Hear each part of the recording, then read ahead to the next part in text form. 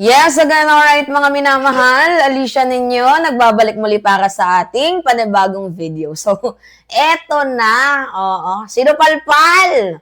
Mga minamahal ni Jam Magno, eto nga pong senador ng mayorya ng saan ang kanilang mga loyalty ay dito nga po kay former President Duterte at kay Sara Duterte. Instead, ang loyalty nila ay sa taong bayan. Kaya sa mga vlogger din, ni Sara Duterte na sila Alputera at yung kanilang mga advisor na si Leo Ray, puki ng inang nanggigigil ako.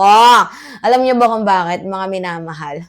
Itong mga tarantado to Kumbaga, sila yung tipo ng tao na mahal lang nila yung personal na interest nila. Kaysa mahalin ang buong Pilipinas. Ang daming mapapakain na pera para sa mamamayang Pilipino, pero napupunta sa mga pukin ng inang shit na to. Oo, sa mga vloggers na mga bayaran, na katulad nila Alpotera, 'di ba? Sa mga advisor na wala namang mga kwenta, 'di ba? Ang pera ng taong bayan. Sinabi pa nga ni Sara Duterte, ubos na daw ang pera ng mamamayang Pilipino. Malamang napunta sa bulsa mo. At para sa advisor mo na si Leo Ray, eto na. Meron pa tama sa inyo, at sa mga senador, itong si Jam Magno. So, panoodin natin to mga binamahal. Talagang sapul na sapul dito yung yung press Diba? Ako sa mga senador ng ating bansa. Nananawagan ako sa mga senador ng ating bansa. Sana naman gawin nyo ang tama. Sana naman gisingin kayo ng mga konsensya ninyo. Sana naman maalala ninyo na ang naghalal sa inyo bilang mga senador ay ang taong bayan.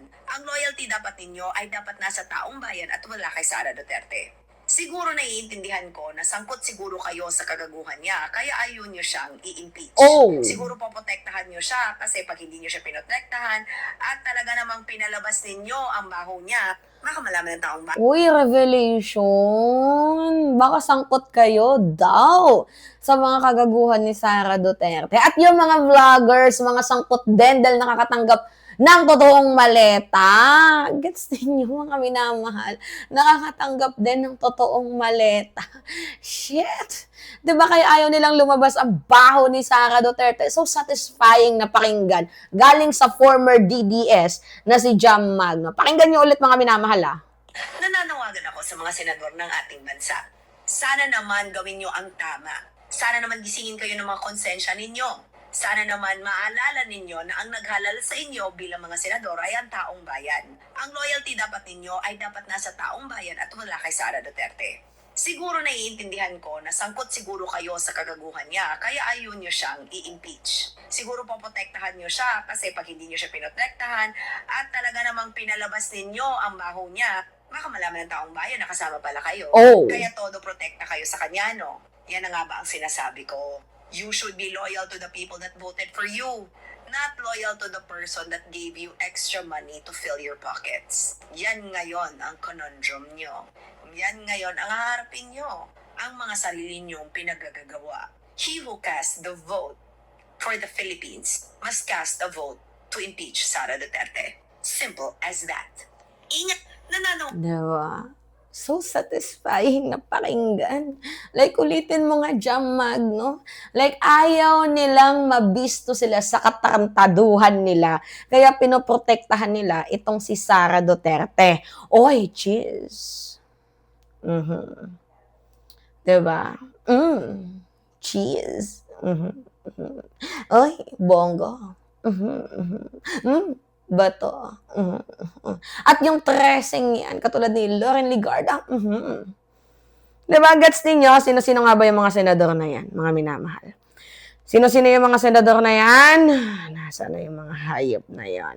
Oh my goodness, grabe, itong 13 na to. Oo, Diyos me yun. Nung nakita ko pa lang yung pangalan, grabe. Sa leadership ni Alan Peter Cayetano, Loren Legarda, Bongo, Robin Padilla, Marcoleta, Amy Marcos, Jinggoy, Joel Cayetano, Villar. Siguro sila yung mga sangkot sa anomalya ni Sara Duterte. At beside, para dito sa, what do you call this, mga lawyers at advisors ni Sara Duterte na umaasa na baka Itong si Sara Duterte ay umangat pa, umaasa na baka kaya pang hindi maitaob ang bangka, 'di ba, Leo Ray, na patuloy na nagkakampanya, nagbibigay ng funds sa mga trolls, sa mga vloggers ni Sara Duterte. Siguro ito na yung huling panahon ninyo para magbago. Meron pa tayong isang taon. Magbago kayo hanggat maaga pa. Dahil pag naupo si Tulfo, naupo si Trillanes, naku po! Diba? Wala na. Tameme na kayo. Iyari kayo. Lagot kayo. May kalalagyan kayo. Ito na yung katapusan ninyo. Ito na yung sinasabi ko sa inyo.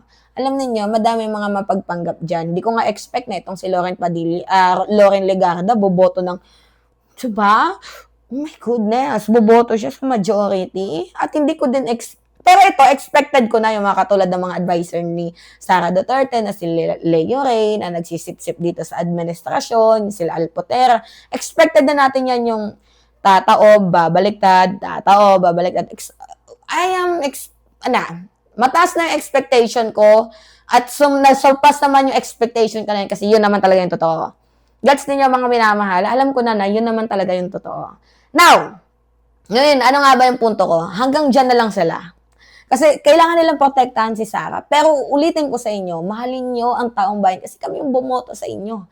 Pero hindi ko binoto yung ibang proxy dyan. Nanalo lang naman yan because of money. Pinondohan ni Sara Duterte ang iba because of fame. Nadala ang pangalan ng mga Duterte kasi nabudol, 'di ba? And I am one of the person na nabudol ni Sara Duterte na I thought Sara Duterte will be the greatest vice president ever in the Philippines. Yun pala, pang Guinness Book of World Record ang kanyang pagiging magnanakaw. Yun talaga yung aking nakita, naramdaman, na-experience sa leadership niya.